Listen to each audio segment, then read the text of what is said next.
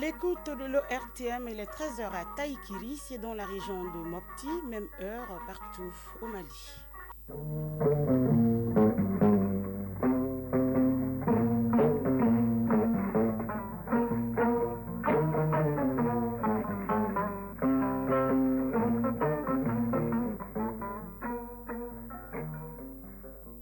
Le journal Aïssata Saliou Maïga. Mesdames et messieurs, bonjour et bienvenue aux informations. Le Centre d'études de développement industriel et agricole du Mali et ses partenaires échangent sur comment rendre notre agriculture plus résiliente face aux effets du changement climatique. Une initiative qui permettra de relever les défis environnementaux du moment. Certains agents des départements du ministère de l'Éducation, les agents de l'USAID, Donia Tabolo et quelques éducateurs examinent des documents comme le guide de mathématiques, les méthodes de lecture-écriture sous forme d'albums dans les classes des 3e et 4e années, des techniques qui faciliteront l'apprentissage des enfants. Le conseil communal de Kalabankoro envisage de réaliser 45 nouvelles classes pour l'année scolaire 2024-2025 et c'est là pour un coût total de près de 400 millions de francs CFA sur le budget de la mairie. Les membres du conseil communal et l'autorité administrative ont fait un tour dans certaines écoles de la commune pour s'assurer de l'état de préparation de la rentrée scolaire dans ces écoles. Dans la page sport, on parlera des éliminatoires de la CAN Maroc 2025. Les nôtres affronteront cet après-midi la Guinée-Bissau et puis le programme de la 4e journée prévoit d'autres matchs ce mardi. La chronique initiative citoyenne de ce mardi nous amène à la découverte de l'association Action pour la paix durable et la gouvernance. Elle est composée de 27 associations venant de 7 pays, à savoir le Mali, le Togo, le Bénin, la France, l'Espagne, la Suisse et les Émirats arabes unis ont décidé ensemble de promouvoir la paix. Mesdames et messieurs, une fois de plus, bonjour et bienvenue aux informations.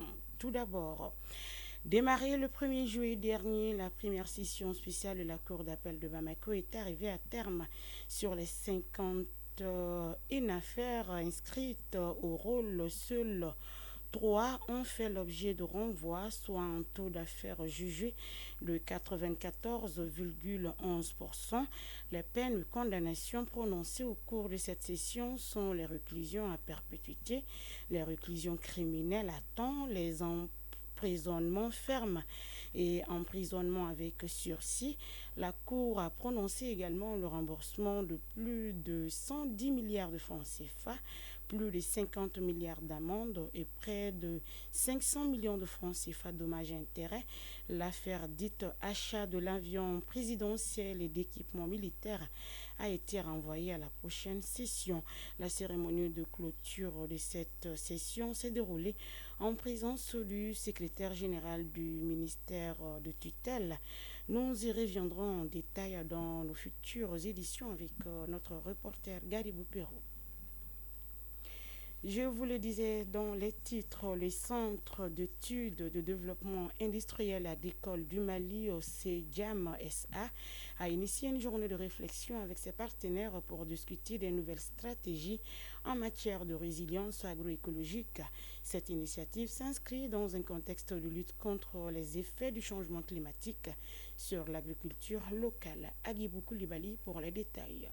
Il s'agit pour les partenaires du Centre d'études et de développement industriel et agricole du Mali CEDIAM de renforcer la résilience des exploitations agricoles face aux défis environnementaux actuels. En collaboration avec des experts nationaux et internationaux, l'entreprise prévoit de mettre en place des solutions innovantes. Mokhtar Fofana, président de l'interprofession Manque du Mali. Ça va nous permettre de faire le point de tout ce qui s'est passé par le passé et aussi voir dans quelles conditions nous allons travailler pour promouvoir cette filière encore. Amadou Diadje Sankaré, vice-président du conseil d'administration de CEDIAM. Aujourd'hui, nous devons redoubler d'efforts pour encourager les partenariats publics-privés afin de créer des solutions durables qui profitent non seulement aux investisseurs, mais surtout aux populations locales. Ces partenariats sont également un levier pour attirer davantage d'investisseurs investisseurs étrangers dans des secteurs stratégiques comme l'agro-industrie. Les échanges vont également porter sur les résultats et perspectives du CEDIAM, les projets Namos et Fruits for Peace,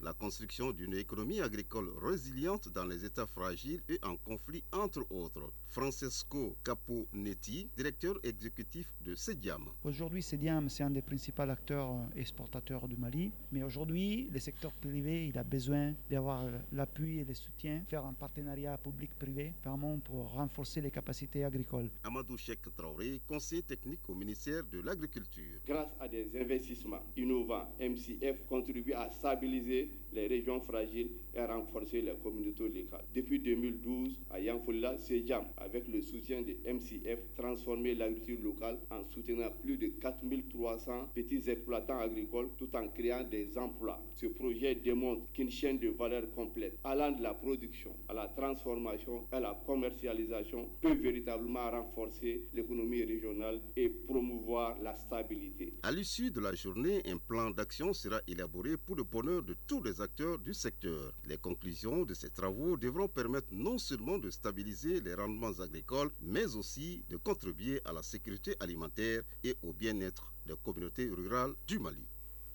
Certains agents des départements du ministère de l'Éducation, les agents de l'USAID, Donia Taboulo et quelques éducateurs participent à l'AMALAN, Académie malienne des langues, à un atelier de validation des matériels d'apprentissage, de lecture, écriture et mathématiques. Les groupes de travail plancheront sur le guide de mathématiques, les méthodes de lecture-écriture sous forme d'albums dans les classes de 3e et 4e année, compte rendu Fademba Keïta.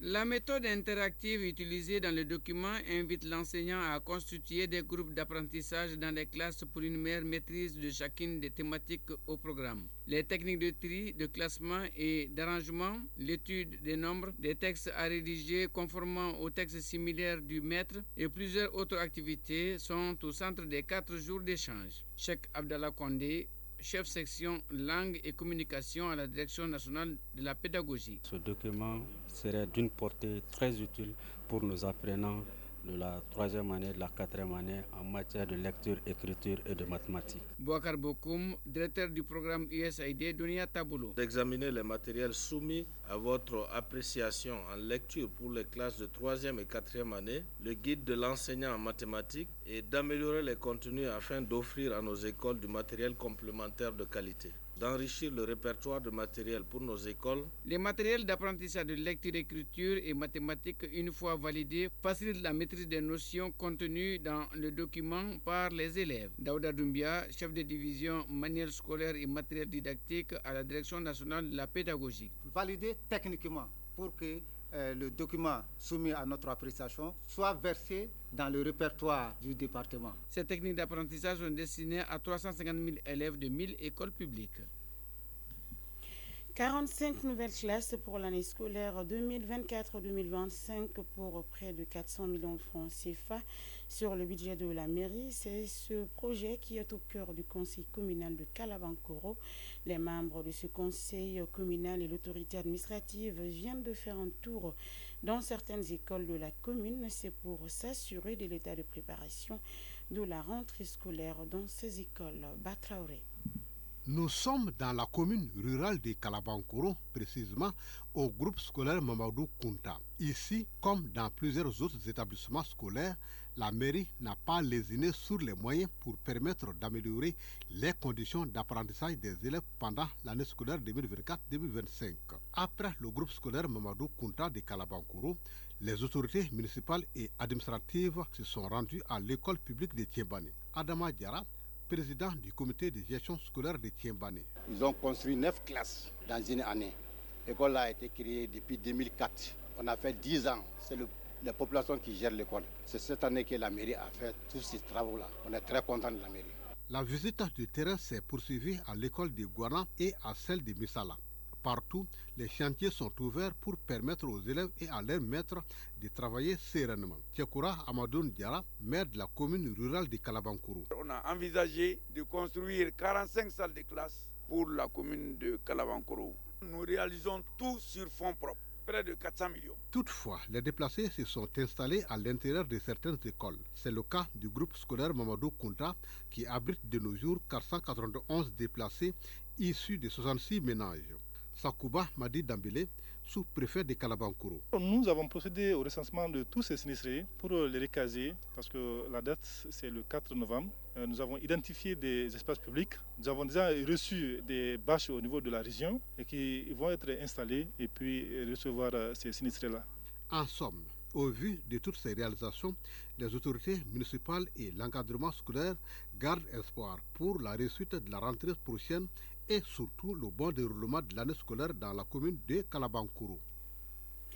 Direction la Venise malienne, la direction régionale de l'urbanisme de Mopti a accueilli la traditionnelle montée des couleurs au compte de la 39e édition des journées citoyennes. L'objectif de cette activité citoyenne initiée par le gouverneur de la région de Mopti est de permettre à la population de la Venise malienne d'être des citoyens modèles. Boubacar Sankari. Monsieur le gouverneur, avec votre permission, nous allons procéder à la montée des couleurs. Cette autorisation du gouverneur de la région de Mopti donne le ton à la traditionnelle montée des couleurs suivie du chant de l'hymne national au compte de la 39e édition des journées citoyennes tenues à la direction régionale de l'urbanisme. Moussa Koulibaly, directeur régional de l'urbanisme. La direction régionale de l'urbanisme et de l'habitat de Mopti est chargée de diriger et contrôler les activités de tous les services de base relevant de son autorité. Veiller à l'application de la réglementation en matière d'urbanisme, de construction et d'habitat définie par les autorités centrales. Cette activité citoyenne, initiée par le général de brigade Abbas Dambélé, gouverneur de la région de Mopti en février 2021, est devenue aujourd'hui un cadre d'école un peu partout au Mali jusqu'au sommet de l'État. Le général de brigade Abbas Dambélé, gouverneur de Mopti. L'objectif premier visait à changer le statut de nos populations de simples habitants à citoyens. Aimons notre drapeau, adorons notre drapeau à la manière de ces dévanciers qui se sont sacrifiés pour nous afin que nous vivons ce pays d'aujourd'hui, qui nous unifie tous. Et oui, le drapeau national a été magnifié au cours de cette cérémonie. Il comporte 3 bandes verticales égales de couleurs verte, or et rouge. Le vert représente l'espérance. Il symbolise aussi la vocation agro-pastorale du pays. L'or représente la richesse du sous-sol, notamment l'abondance d'or. Ce métal précieux est un véritable patrimoine national. Le rouge symbolise le sang versé par les combattants pour l'indépendance. Il rappelle les sacrifices des Maliens sous le joug colonial. Mopti Boubacar Sankare et Djakalia Traoré pour l'ORTM. Quelques mots de l'actualité hors de nos frontières. À présent, au Nigeria, suite aux inondations de son localité, et près de 2 millions de personnes sont actuellement sans abri. Des écoles et des hôpitaux détruits selon le gouvernement nigérian. Face à cette situation, l'État de Kogi, dans le centre du pays, a tiré hier la sonnette d'alarme avec un appel d'aide d'urgence à l'endroit des autorités fédérales du pays, les ONG et les organisations internationales. Au Soudan, 375 ménages se sont retrouvés sans abri dans 14 zones au sud du pays. C'est suite à une forte pluie qui a abattu. La déclaration a été faite hier par les Nations Unies. Elle ajoute que ces différentes familles n'ont pas d'accès à l'eau potable. Guerre au Proche-Orient. Ce matin, Israël a frappé l'Est, le Sud ainsi que le Nord du Liban. Cette frappe a coûté la vie à 22 personnes. Le Premier ministre israélien Benjamin Netanyahu a par ailleurs promis auprès de Washington à ne pas frapper d'installations nucléaires en Iran. Il a aussi déclaré que la riposte contre l'Iran se ferait en fonction de l'intérêt national d'Israël. De son côté, le Hezbollah continue l'envoi de drones vers Israël. Ces drones ont fait plusieurs victimes, annonce le Hezbollah. En Chine, le ministre russe de la Défense est arrivé hier à Pékin pour une visite officielle. La visite se déroule sur fond de renforcement des relations militaires entre la Chine et la Russie. Les contacts entre les dirigeants des deux pays jouent un rôle clé dans le renforcement des liens stratégiques. En Italie, le Forum mondial sur l'alimentation s'est ouvert à Rome hier au siège de l'Organisation des Nations Unies pour l'alimentation et l'agriculture pendant 4 jours. Les acteurs des systèmes agroalimentaires du monde se concertent sur le thème « Une bonne alimentation pour tous, pour aujourd'hui et pour demain ». L'événement comprendra des sessions axées sur la jeunesse, la science et l'innovation et les investissements ciblés pour un changement transformationnel.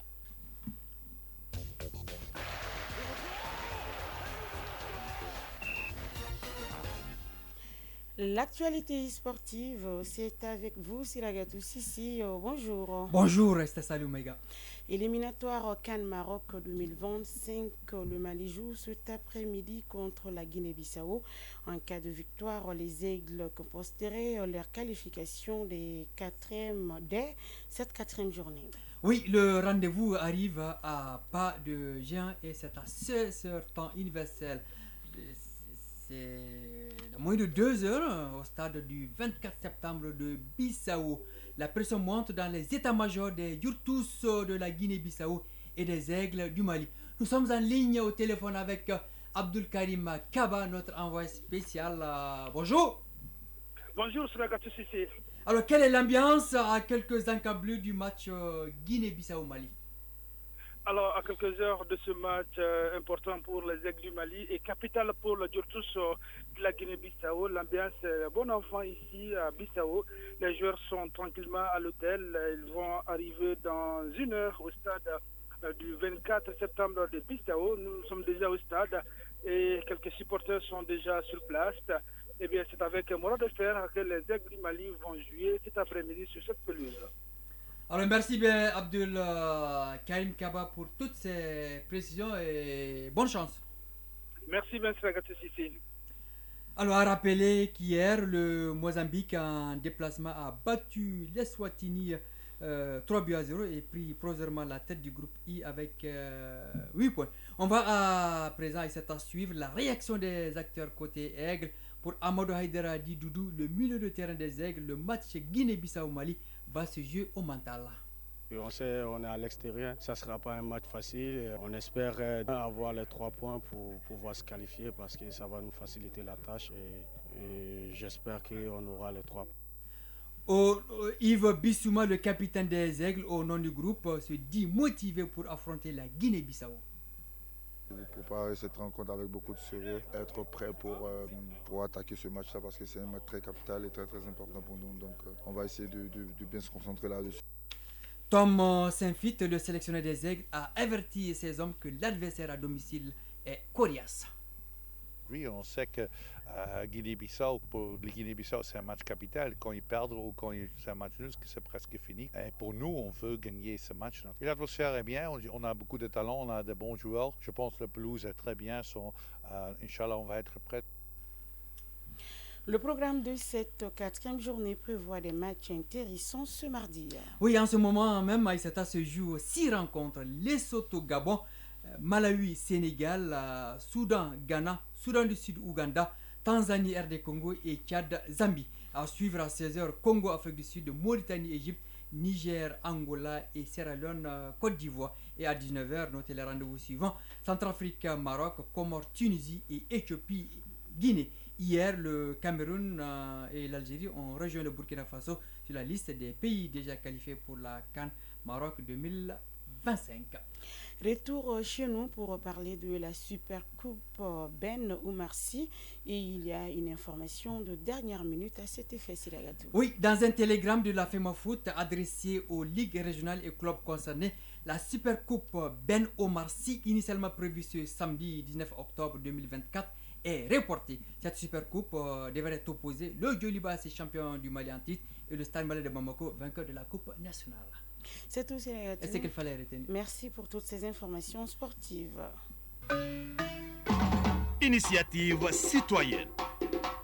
Le développement par nous-mêmes. La chronique initiative citoyenne de ce mardi nous amène à la découverte de l'association Action pour la paix durable et la bonne gouvernance. Elle est composée de 27 associations venant de 7 pays, à savoir le Mali, le Togo, le Bénin, la France, l'Espagne, la Suisse et les Émirats arabes unis ont décidé de cheminer ensemble pour promouvoir la paix, lutter contre les malversations financières et promouvoir la bonne gouvernance. En plus de ces leviers, elle est également mobilisée dans les actions humanitaires pour changer le quotidien des communautés. Suivant la chronique initiative citoyenne avec Ousmane Daoua. 7 pays, un combat commun, lutter contre la mauvaise gouvernance, consolider la paix, mettre un frein aux malversations financières et fédérer les énergies afin d'améliorer les conditions de vie des communautés. Voilà l'une des raisons de la création de l'association Action pour la paix durable et la bonne gouvernance. Les pays qui partagent en commun cette volonté sont en plus du Mali, le Togo, le Bénin, la France, l'Espagne, la Suisse et les Émirats arabes unis. Au total, ce sont 27 associations de ces pays qui ont conjugué leurs efforts pour faire bouger les lignes. Djibrila Maïga, président de l'association Action pour la paix durable et la bonne gouvernance. Cette année, parce que c'est des associations qui ont des choses en commun. Nous nous sommes dit que nous n'avons pas les mêmes destins, mais nous avons les mêmes galères dans nos pays, surtout en Afrique de l'Ouest. Voilà pourquoi nous avons décidé d'être ensemble pour mener le combat dans la promotion de la paix et la bonne gouvernance. Quelqu'un qui parle de la bonne gouvernance lutte contre la corruption, lutte contre l'impunité, lutte contre l'injustice, lutte contre les dysfonctionnements, que nous contribuons à renforcer les capacités. Outre la promotion de la paix et de la bonne gouvernance, elle intervient aussi dans l'humanitaire. L'association aussitôt née a fait une consultation ophtalmologique de 1714 personnes âgées en commune 2. L'association a négocié avec un grand laboratoire pour obtenir gratuitement des consultations ophtalmologiques, des consultations du paludisme et du déparasitage de tous les magistrats, avocats, huissiers, notaires, clercs, greffiers en chef, greffiers, secrétaires de parquet et toute la presse du Mali. Certaines difficultés entravent la bonne marche de l'association liées à un certain nombre de facteurs. Les difficultés rencontrées quotidiennement, c'est que les gens n'ont pas assez confiance aux organisations qui naissent.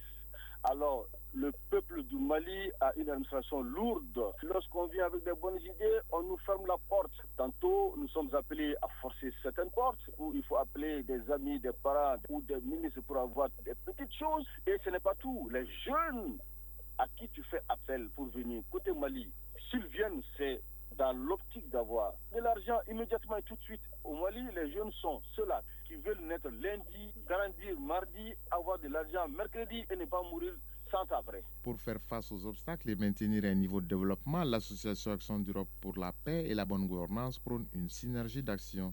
Djibrila Maïga, président de l'association Action pour la paix durable et la bonne gouvernance. Si nous nous donnons la main, nous allons progresser.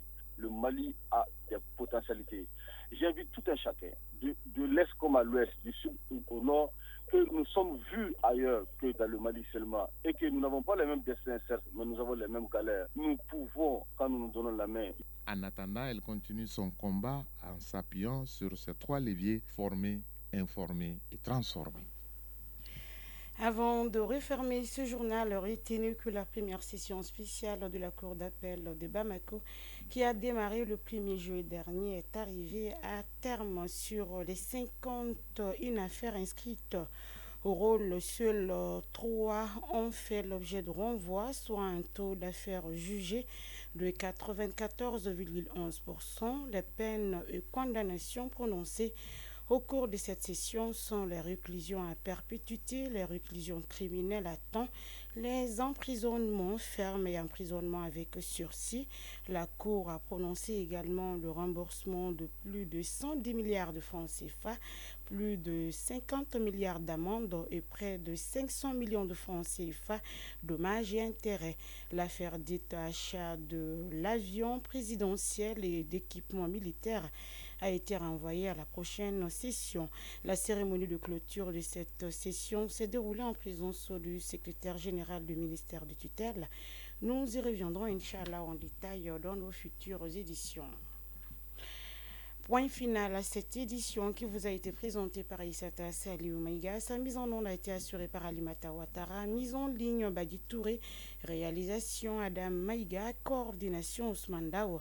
Merci d'avoir été des nôtres. À très vite sur les antennes de Radio Mali pour d'autres informations. D'ici là, prenez bien soin de vous et des autres.